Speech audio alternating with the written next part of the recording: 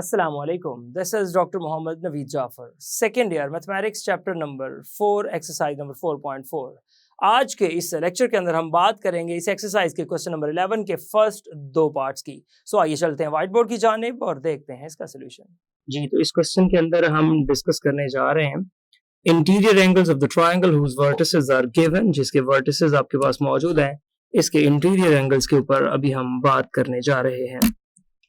सो इसमें से जो पार्ट नंबर 1 है उसके सोल्यूशन की जानिब सबसे पहले हम मूव करते हैं। तो देखिएगा जी, सोल्यूशन में पहला पार्ट। अब देखें, इसके अंदर आपसे ये कहा गया है कि एक पॉइंट ए है आपके पास जो कि है -2 and 11, एक पॉइंट बी है आपके पास जो कि है -6 and -3, और एक पॉइंट सी है आपके पास जो कि आपको दिया गया है 4 and -9। अब देखें, इसके मुताबिक सबसे पहले इन पॉइंट्स को हम प्लॉट करते हैं एक ग्राफ के ऊपर और फिर इसके सॉल्यूशन को देखते हैं। सो वो ग्राफ के ऊपर पॉइंट्स को जरा एक लम्हे के लिए देखिएगा। आप देख रहे हैं कि ये वो पॉइंट्स हैं जो यहाँ पे लाए करते हैं। सो इनको जरा ज्वाइन करते हैं और ट्रायंगल की जरा शेप देखते हैं आपके पास क्या बन रही है यहाँ पे। सो सबसे पहले मैं इन दो पॉइंट्स को यहाँ पे ज्वाइन करता हूँ और देखता हूँ कि इसका क्या कॉम्बिनेशन है, और फिर हम इससे आगे की जानिब मूव करेंगे। इन दोनों पॉइंट्स को आप ज्वाइन कर दीजिए। ये दो पॉइंट्स हैं, यहाँ पे ये ट्रायंगल कुछ इस तरह से बनेगी। ये कॉम्बिनेशन हो गया। इसके बाद इसको ऊपर लेके जाते हैं। यहाँ से आपने देखना है ये कॉम्बिनेशन कुछ ऐसा बनेगा। इसको आप ड्रॉ कर दीजिए यहाँ पे, इन दोनों पॉइंट्स को ज्वाइन कर दीजिए। सो ये जब इससे मिलेगा तो कुछ इस तरह की शेप बनेगी, और जो तीसरी आपके पास लाइन बनेगी वो यहाँ से आपने लेके आना है इसको इस साइड पे, और देखना है जी वो तीसरी लाइन क्या बन रही है, वो यहाँ से ज्वाइन कर दीजिए। ये वो तीसरी लाइन है। लें जी, ये ए बी सी का ये कॉम्बिनेशन है, और आपने देखना है इनके दरमियान जो एंगल बनता है वो क्या बनता है। आप हमेशा अपनी डायरेक्शन को मत भूलिएगा। एंटी क्लॉकवाइज डायरेक्शन में चलते हुए आपने ये प्रोसेस करते जाना है। सो डायरेक्शन में आपके पास मैं डायरेक्शंस लगा देता हूँ ताकि आपको पता चलता रहे कि किस डायरेक्शन में हमने मूव करना है, ताकि उस लाइन के मुताबिक आप वहां से डायरेक्ट एंगल्स को फाइंड कर सकें।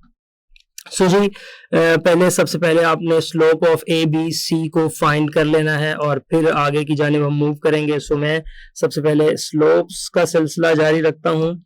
स्लोप ऑफ ए बी जो मेरे पास आ रहा है, स्लोप ऑफ ए बी को देखिएगा, m1 का हम नाम देते हैं, y2 minus y1 over x2 minus x1 आ जाएगा।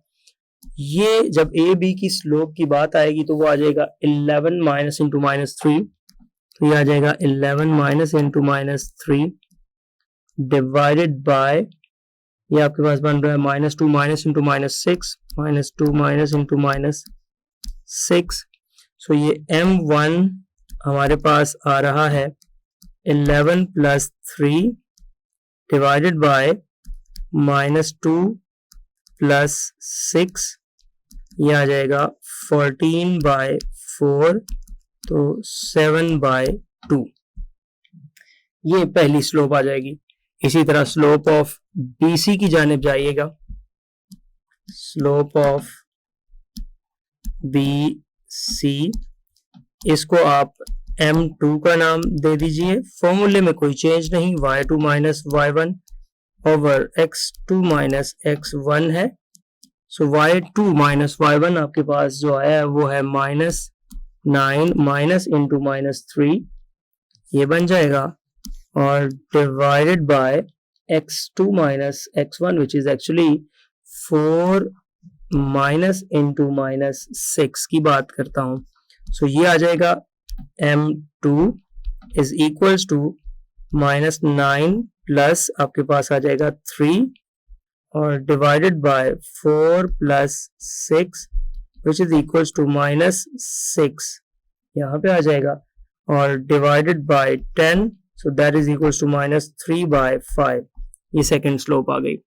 आगे बढ़ते हैं और स्लोप ऑफ ए सी की बात करता चलूँ। यहाँ पे स्लोप ऑफ ए सी जो आपके पास आएगा उसको हम M3 का नाम देते हैं, और M3 की जो स्लोप आपके पास यहाँ पे बन रही है वो स्लोप देखिएगा -9 -11 ये आ गया, डिवाइडेड बाय आपके पास आ जाएगा 4 माइनस इंटू -2, और ये बन गया -20 बाय 4 + 2 6 आ जाएगा, 6 आ गया। सो ये जब करेंगे तो ये आपके पास -10/3 आ जाएगा। नहीं जी, तीनों स्लोप्स हमने फाइंड कर ली। अब हम एंगल्स की जानिब चलते जाएंगे और तमाम एंगल्स को यहाँ से फाइंड करेंगे। सो सबसे पहले मेजर एंगल बी और इसी तरह आपके पास ए और फिर सी की हम बात करेंगे। सो सबसे पहले मैं measure angle of A find करता हूँ। यहाँ पे मैं यहाँ पे लिखता जाऊं कि मेजर एंगल ए के लिए आपने जो फॉर्मूला बनाना है, सो मैं लिख रहा हूं फॉर मेजर एंगल ए। तो देखिए जी, ये आ जाएगा tan major angle A is equals to आपके पास जो बन रहा है M3 - M1 और divided bye 1 + M3 M1, 1 + M3 M1। इसकी वैल्यूज को पुट कर दीजिए।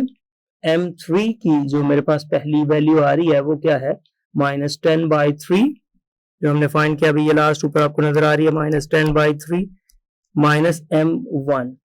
M1 की जो वैल्यू है वो 7/2 है, यहां से वो आ जाएगा, डिवाइडेड बाय 1 + -10/3 और 7/2। नहीं जी, अब इसको सॉल्व करते हैं। एलसीएम दोनों के सेम आएंगे। एलसीएम सेम आने की बिना पे एलसीएम से कैंसिल हो जाएगा और ये ऊपर मल्टीप्लाई होगा -20 और -21 डिवाइडेड बाय ये आ जाएगा 6 - 70।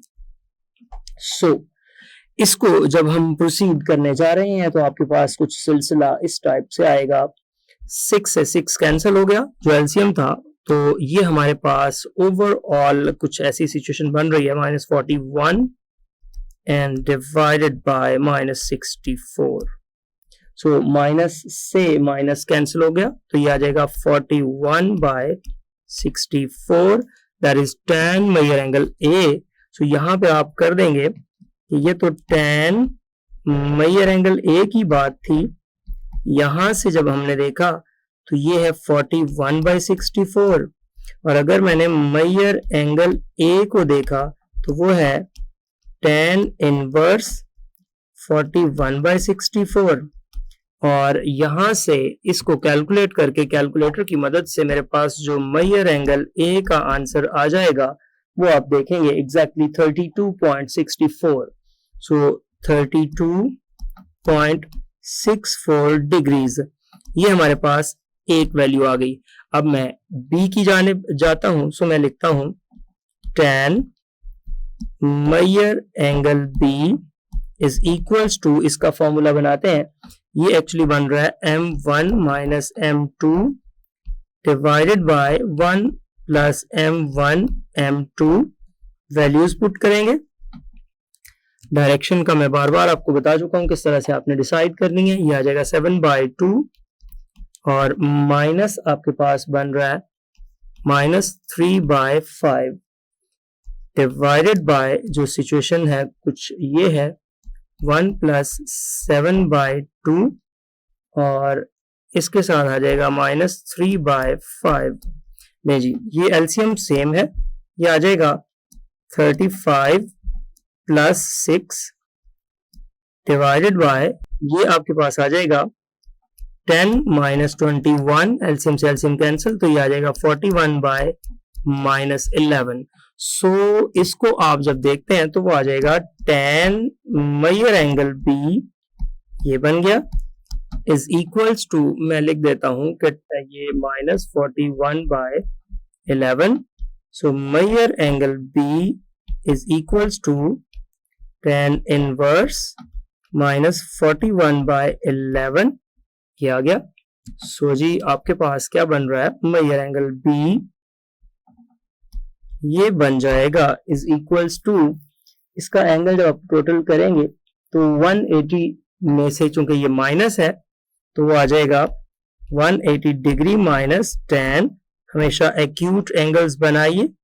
41/11 सो 180 माइनस दिस ये आ जाएगा आपके पास यहाँ पे सिनेरियो वो 74, उसमें से माइनस कर देंगे 180 डिग्री माइनस 74.98 डिग्री 74.98 डिग्रीज। ले जी अब इसको इसमें से माइनस करेंगे तो आपके पास बच रहा है 105.02, तो आप इसको लिख दीजिए 02 डिग्रीज। ले जी ये मेजर एंगल बी आ गया। सो मेजर एंगल सी कैसे आएगा, आप ऐसे करने की जरूरत नहीं, आप जानते हैं कि measure angle A plus measure angle B plus measure angle C is equals to 180 degrees. अब इसके मुताबिक जब तमाम वैल्यूज को पुट किया जाएगा, ए की वैल्यू आपने फाइंड कर ली जो कि आपके पास बनी 32.64 डिग्रीज, बी की वैल्यू 105.02 डिग्रीज और measure angle C is equals to 180 degrees. यहां से आ जाएगा measure angle C is equals to 180 degrees और माइनस इन दोनों को सम करके इधर लाके आप माइनस कर दीजिए। तो ये आपके पास ओवरऑल सिचुएशन ये बन रही है कि जब आप इसको करते हैं तो 137 डिग्री 0.66 बन रहा है। सो आप इसको लिख दीजिए 137 डिग्रीज 0.66 डिग्रीज बन गया। सो यहां से मेजर एंगल सी की जो वैल्यू बनी है वो आप देखेंगे कि अगर आप इसको 138 मानते हैं तो एग्जैक्टली 42 बच जाता है और ऊपर से 34, सो 42.34 डिग्रीज ये आपके पास यहां से इसका तीसरा एंगल आ जाएगा। सो ये वो आपकी जो गिवन ट्रायंगल थी उसके तीनों वर्टिसेस की मदद से हमने इन तीनों एंगल्स को कैलकुलेट किया। अब हम चलते हैं इसके पार्ट नंबर 2 की जानिब। सो पार्ट नंबर 2 की जानिब बढ़ते हैं और इसको देखते हैं जी क्या सिचुएशन है यहाँ पे। पार्ट नंबर 2 में कहा गया है ए आपका है 61, बी आपका है 27, सी आपके पास जो यहाँ पे आया है वो आ गया है -6 एंड -7, ये बन गया। अब आप इसकी मदद से इस ट्रायंगल को बनाएं और इसको कैलकुलेट कर लीजिएगा। मैं अगर पॉइंट्स को इस तरह से लोकेट करूं कि ये मेरे पास एक पॉइंट बन रहा है, एक पॉइंट को इधर बन रहा है, एक पॉइंट को इधर बन रहा है, सो ये जो ट्रायंगल इन तीनों पॉइंट्स को मिलाने के बाद बन रही है, मैं एक लम्हे के लिए अगर आपको दिखा पाऊं इस ट्रायंगल को, सो आप इस ट्रायंगल का मवाजना कीजिएगा कि बेसिकली यहाँ से क्या सीन बन रहा है। इन पॉइंट्स को ज्वाइन करते हुए इस ट्रायंगल को कंप्लीट करेंगे। एक आपके पास ये कॉम्बिनेशन बन गया, दूसरा आपके पास जो है ये कॉम्बिनेशन बन जाएगा इन दो पॉइंट्स का, और तीसरी जो लाइन आप यहाँ पे बनाना चाह रहे हैं वो कुछ इस टाइप की बनेगी कि अगर मैं इसको रोटेट करके यहां से लेके आऊं और ये मेरे पास जो लाइन है कुछ ये वाली लाइन बन रही है, सो ये वो ट्रायंगल बन गई। अब ये तीनों पॉइंट्स बेसिकली कहाँ कहाँ कौन कौन से और किस किस तरह से आए, अगर आप यहाँ पे देखें तो 2-7 ये बन रहा है और 6-1 मैं यहाँ लिख रहा हूँ, ये ए है, ये बी है और सी थर्ड क्वाड्रेंट के अंदर जाके -6 एंड -7 बन गया। अब इसकी डायरेक्शंस देखें, ये एंटी क्लॉकवाइज डायरेक्शन में ये बन रहा है, ये एंटी क्लॉकवाइज डायरेक्शन में ये बन रहा है और ये एंटी क्लॉकवाइज डायरेक्शन में ये बन रहा है। सो ये आपको हेल्प करता है कि आपको पता चल जाए कि डायरेक्शंस ये हैं तो इसको किस तरह से प्रोसीड करना है। बिल्कुल उसी तरह से आपने तीनों स्लोप्स फाइंड करनी है, slope of A B, slope of B C, slope of A C. So मैं स्लोप्स की जानिब आता हूं। स्लोप ऑफ ए बी, इसको m1 का नाम देते हैं। फॉर्मूला आप जानते हैं y2 minus y1 over x2 minus x1। तो मेरे पास इस फॉर्मूला के मुताबिक जो रिजल्ट बन रहा है वो है 7 - 1 over 2 minus 6, 7 - 1 over 2 minus 6। So m1 is equals to 6/-4 बना, तो जब 6/-4 बनेगा तो ये 3/2 आ जाएगा माइनस का। अब आप चलिए स्लोप ऑफ BC की जानिब। So slope of BC actually M2 और that is equals to y2 minus y1 over x2 minus x1। इसकी जब वैल्यूज को पुट करेंगे तो ये आपके पास -7 ये आ रहा है और डिवाइडेड बाय -6 ये आ गया, तो ये आ जाएगा -14/-8, जिसको कैलकुलेट करने के बाद जो M2 मेरे पास यहां से बन रहा है वो देखिएगा क्या है, M2 इज इक्वल्स टू 7/4 ये आ गया। सो अब आ जाइए स्लोप ऑफ AC की जानिब। इसको हम M3 का नाम देते हैं और formula obviously y2 minus y1 over x2 minus x1, इसके अंदर वैल्यूज पुट करते हैं और वैल्यूज पुट करने के बाद हमारे पास आ रहा है 7-1 डिवाइडेड बाय -6 तो मुझे ये लग रहा है कि M3 इज इक्वल्स टू -8/-12, जो कि 4 से जब आप इसको कैंसिल आउट करते हैं तो ये 2/3 आ जाता है। सो यहां से मेरे पास जो M3 आ जाएगा वो 2/3 आ जाएगा जी। तो अब हम क्या करते हैं, यहां से स्लोप्स हमने सारी फाइंड कर ली। अब एंगल्स में से कोई एक angle, let's say that tan major angle B से चले आगाज कर लेते हैं। फॉर्मूला हमारे पास कुछ इस तरह से है, M1 minus M2 divided by 1 plus M1 M2 ये आ जाएगा।